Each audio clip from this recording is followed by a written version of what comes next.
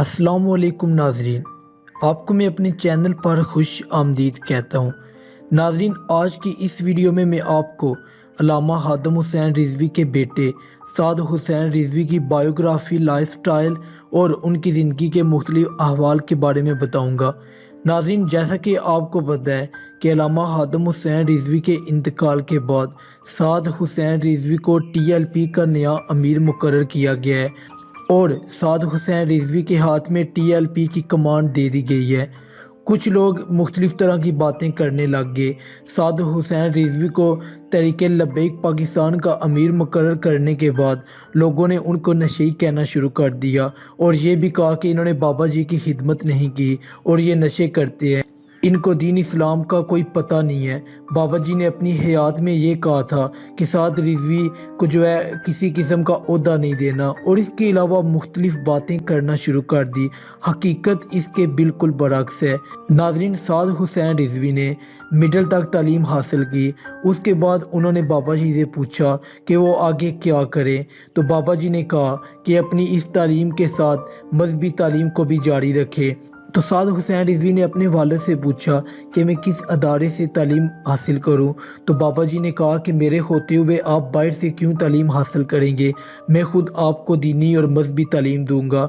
साद हुसैन रिजवी ने अपनी दीनी तालीम अपने वालिद मोहतरम हादम हुसैन रिजवी से हासिल की। हादम हुसैन रिजवी ने साद हुसैन रिजवी अपने बेटे को कुरान मजीद तर्जमे के साथ पढ़ाया। उसके अलावा कुरान पाक को हिफ्ज़ करवाया और इसके अलावा साद हुसैन रिजवी को अल्लामा इकबाल के शेर भी याद करवाए और ये कहा जाता है कि हादम हुसैन रिजवी जिनको हिफ्ज़ इकबाल कहा जाता है, अब साद हुसैन रिजवी भी हिफ्ज़ इकबाल हैं क्योंकि उन्होंने भी अल्लामा इकबाल को बहुत ज़्यादा पढ़ा है। साद हुसैन रिजवी मस्जिद में रहते हैं और जिस मस्जिद में बाबा जी रहते थे उन्होंने अपना कोई नया घर नहीं लिया, कोई नई गाड़ी नहीं ली, कि कोई नया अपना मकाम नहीं बनाया। जिस जगह बाबा जी रहते थे साद हुसैन रिजवी को अपना ठिकाना वही मस्जिद बनाई। हादम हुसैन रिजवी के साद हुसैन रिजवी बड़े बेटे हैं। बाबा जी इनको साथ लेकर धरनों में जाते थे। उनका कहना था कि हजूर की नामूस के लिए अपनी औलाद को पहले बाहर निकलना पड़ता है। फैज़ाबाद धरने में भी साद रिजवी बाबा जी के साथ थे और आम लोगों में बैठकर खाते पीते और सोते थे। हादम हुसैन रिजवी की तरबियत का असर था कि एक आदमी आपको 50 लाख की गाड़ी तोहफे में देने आया तो आपने मुस्कुराते हुए इनकार कर दिया कि हम फ़कीर लोगों को इसकी ज़रूरत नहीं। हादम हुसैन रिजवी के आखिरी अयाम में साद रिजवी ने उनकी खूब खिदमत की और दिन रात अपने बाबा जी के साथ गुजारा। इससे पहले कुछ खबरें चली कि पीर अफजल कादरी कहते हैं कि साद रिजवी को हम कबूल नहीं करते।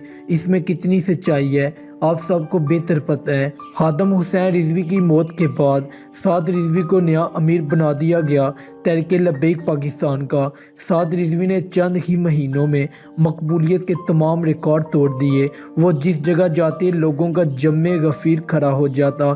हर इलाके में उनके हज़ारों चाहने वाले मौजूद हैं और इलेक्शन कमीशन ऑफ पाकिस्तान के मुताबिक TLP पाकिस्तान की मकबूल पार्टियों में से एक हो गई है और कराची में 5 मजबूत तरीन पार्टियों में से एक है।